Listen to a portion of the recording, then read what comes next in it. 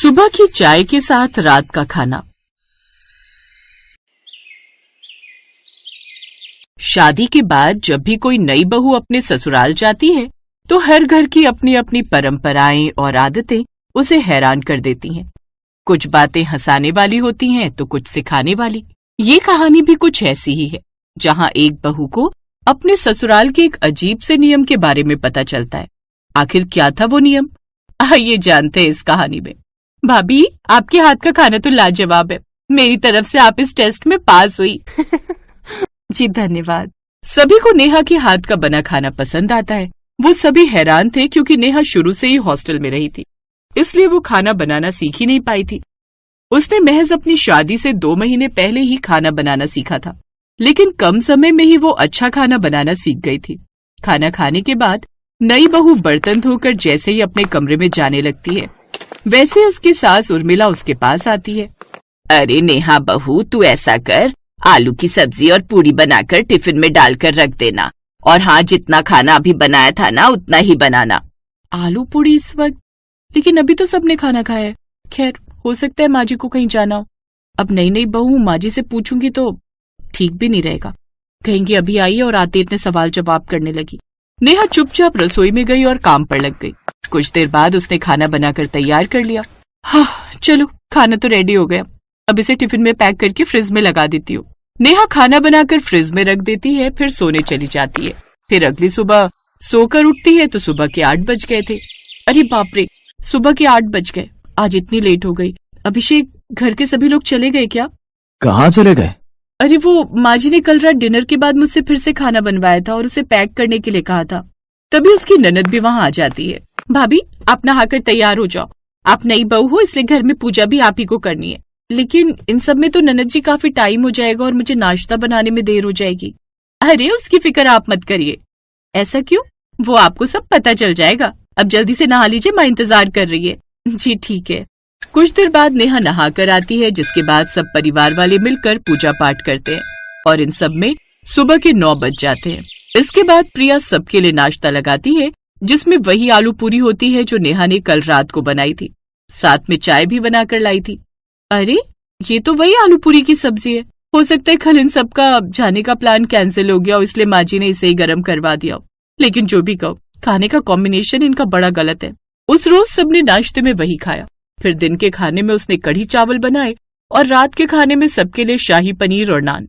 ऐसे ही रात के डिनर के बाद वो जब फिर से बर्तन धोकर फ्री हुई तो उर्मिला देवी उसके पास आई।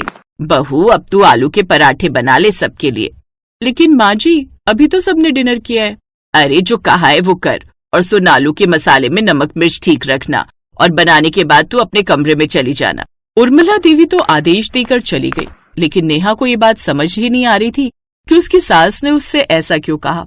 कहीं ऐसा तो नहीं माँ जी को रात को उठ कर खाना खाने की आदत हो, इसलिए ऐसा कह रही हो। तभी उसकी ननद वहाँ आती है।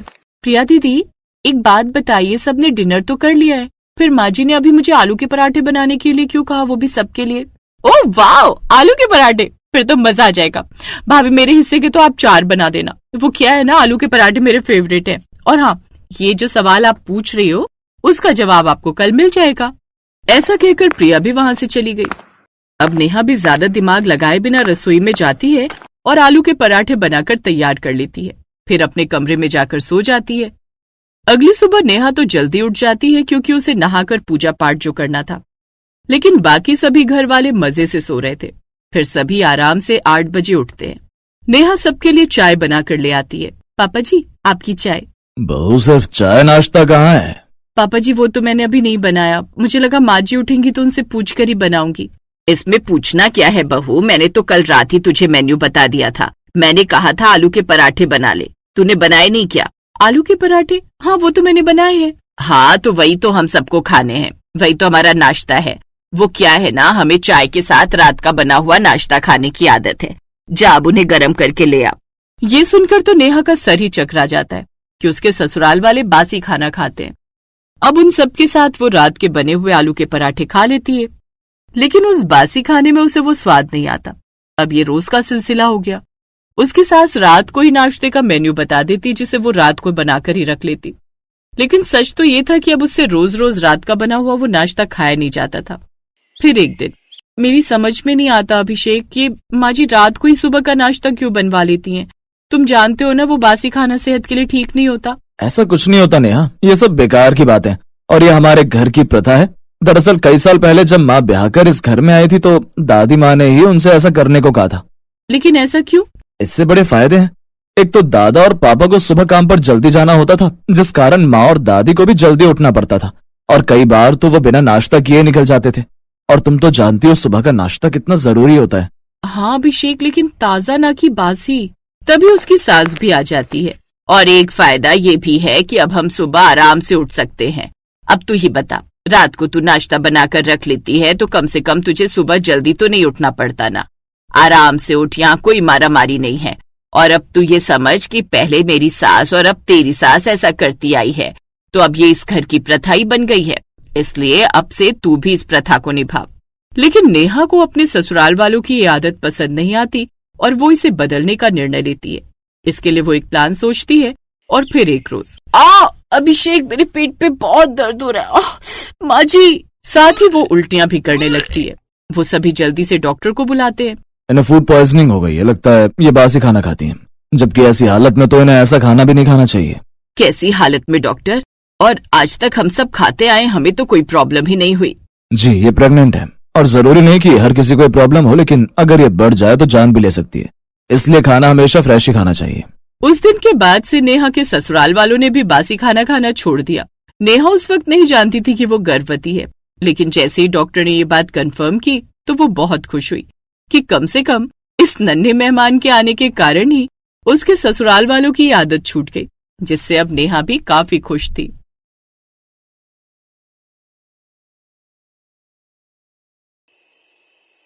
ओहो, क्या खाऊं, भूख के मारे हालत खराब हुई पड़ी है।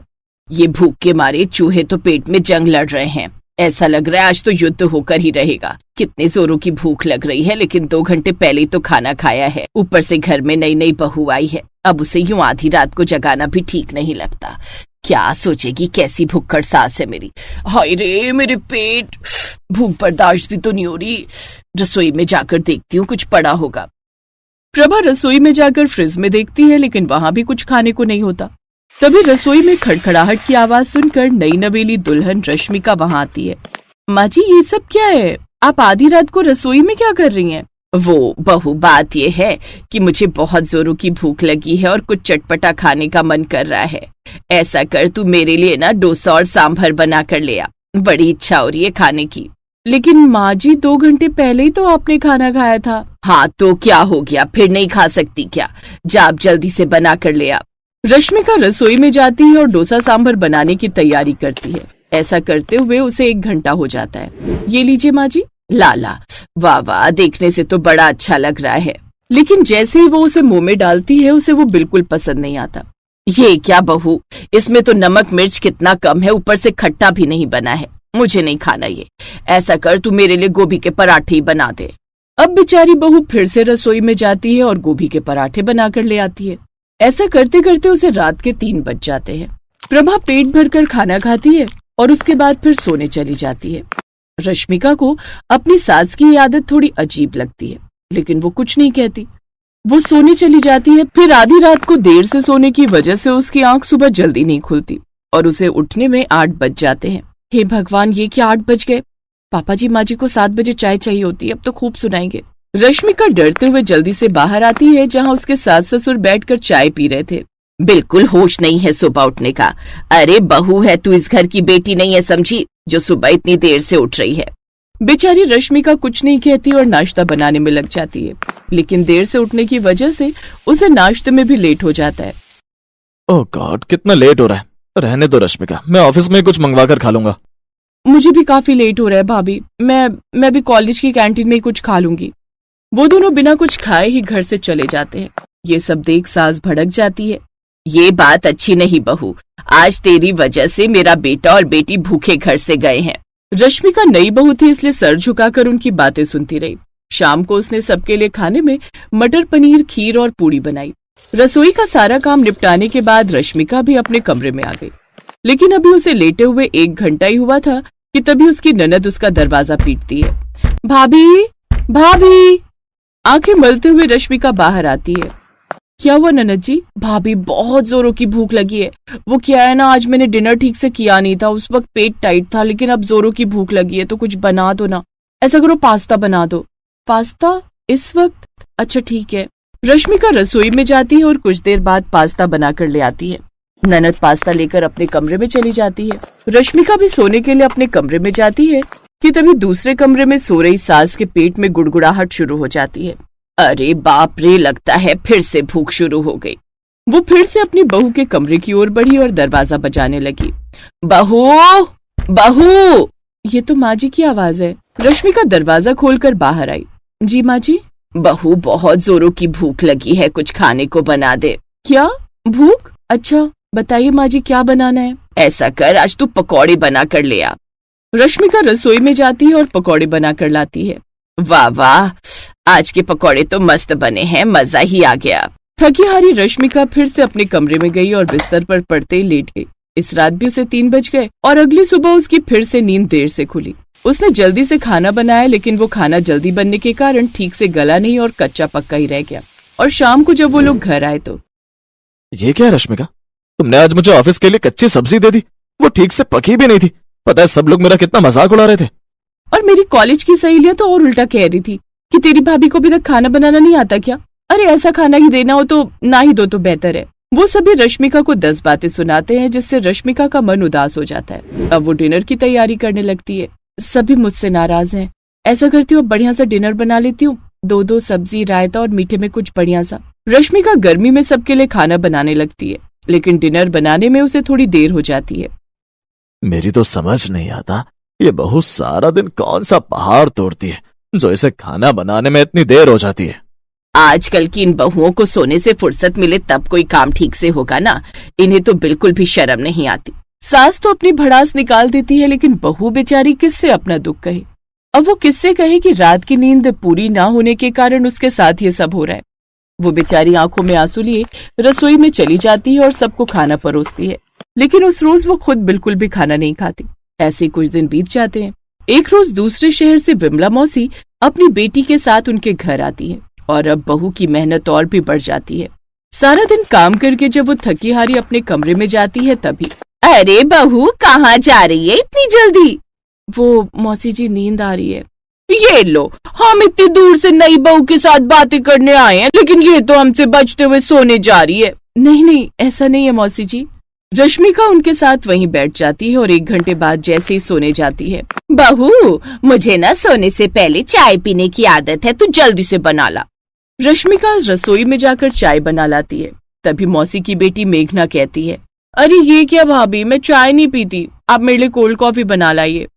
अब रश्मिका के पास कोई उपाय नहीं था, इसलिए वो फिर से जाकर कोल्ड कॉफी बनाकर ले आती है, जिसे देने के बाद वो वहां से चली जाती है। उसके कमरे में जाने के 1 घंटे बाद सास फिर से अपने खाने की फरमाइश लेकर वहां पहुंच जाती है और रश्मिका फिर से उसकी डिमांड पूरी करने लगती है। मौसी और उसकी बेटी अगले 2-3 दिन तक वहीं रहते हैं, जिससे दिन रात काम करते करते वो बुरी तरह थक जाती है और आज वो सभी अपने शहर वापस जाने वाले थे। उनकी सुबह 5 बजे की ट्रेन थी।